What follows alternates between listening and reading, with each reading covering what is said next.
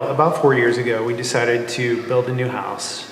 We, for no other reason than to get a bigger, better house. And after we prayed, we just realized, boy, this is not something we should be doing. We would not have had any extra money. We were really, literally would have been a slave to our new home. Well, it was about that time that we were presented with the opportunity to sponsor a child through the organization called Nicaragua Resource Network. And they had a sponsorship drive, and it was something that we just felt called to do. So we walked up to the table, and I remember seeing this picture of this little boy, and he had the cutest smile. We ended up going down to Nicaragua on our first mission trip as a family. We got to go to Brian and Jose's house. The walls were just black tarp. They had a tin metal roof, and their floor was dirt. Esther, their mom, would not even let us come in the home. She was so embarrassed.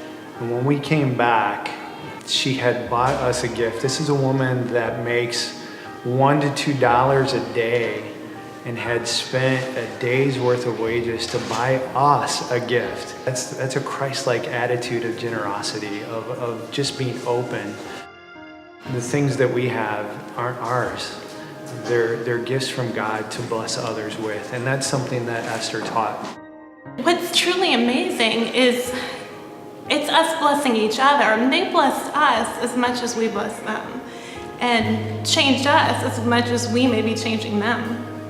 And God can use anybody, and just be open and available to what He's calling you to do.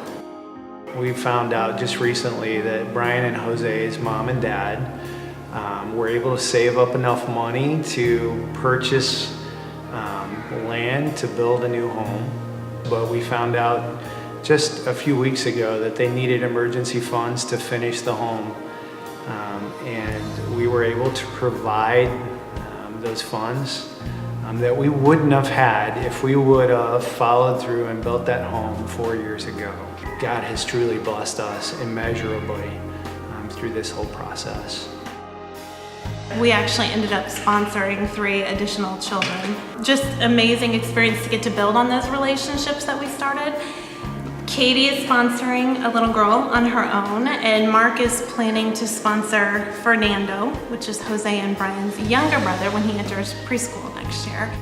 I just loved the experience of going and meeting new people and sharing God with them. And once I get out of college, I plan to spend some time going to different places, like hopefully Africa, Haiti.